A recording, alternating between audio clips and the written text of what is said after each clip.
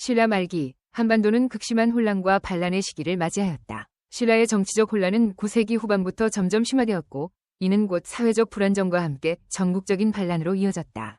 이 시기의 혼란상은 여러 요인들이 복합적으로 작용하여 발생하였다. 첫째, 신라 왕실의 내분과 권력 다툼이 심각하였다. 9세기 후반, 신라 왕실은 권력 다툼과 내분으로 인해 국정이 혼란에 빠졌다. 왕위 계승 문제를 둘러싸고 벌어진 갈등은 중앙정부의 기능을 마비시켰고, 이에 따라 지방 호족들의 힘이 강화되었다. 지방 호족들은 중앙정부의 권위가 약화된 틈을 타 독자적인 세력권을 형성하며 독립적인 행정을 펼쳤다.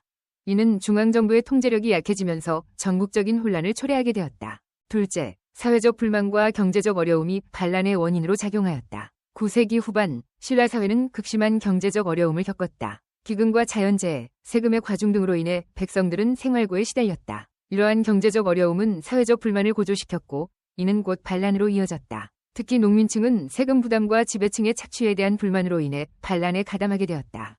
셋째, 지방 세력의 성장과 반란 주도의 배경이 있었다. 중앙정부의 통제력이 약화되면서 지방 세력들은 독자적인 군사력을 보유하고 있었고, 이는 곧 반란의 주체로 등장하게 되었다.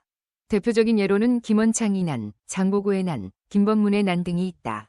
이들 반란은 지방 호족들이 중심이 되어 벌어진 반란으로 중앙정부에 대한 도전의 성격을 띠고 있었다.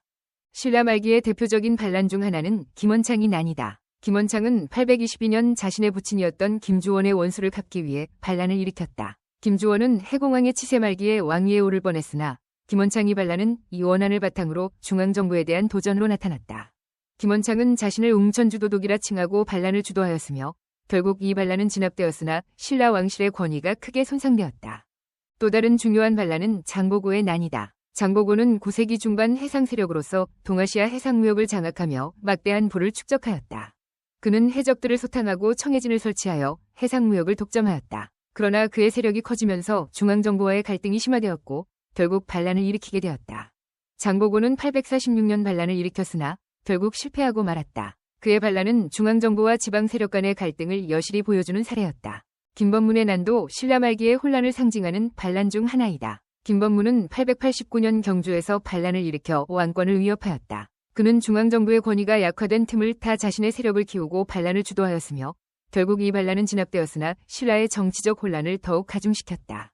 이러한 반란들은 신라 왕조의 쇠퇴를 더욱 가속화시켰다. 중앙정부의 권위는 크게 손상되었고 지방 호족들의 세력은 더욱 강화되었다. 이는 곧 신라 왕조의 붕괴로 이어지게 되었다. 935년 신라의 마지막 왕인 경순왕은 고려 태조 왕건에게 항복함으로써 신라 왕조는 역사 속으로 사라지게 되었다. 신라 말기의 반란과 혼란상은 한반도의 역사에서 중요한 전환점을 의미한다. 이 시기의 혼란은 이후 고려 왕조의 성립과 발전에 큰 영향을 미쳤으며 한반도의 정치적, 사회적 구조를 변화시키는 계기가 되었다. 신라 말기의 혼란과 반란은 단순히 왕조의 쇠퇴를 의미하는 것이 아니라 한반도의 정치적 변화와 사회적 변동을 이해하는 데 중요한 역사적 배경을 제공한다. 이러한 역사적 배경을 통해 우리는 한반도의 정치적, 사회적 변동을 더 깊이 이해할 수 있다.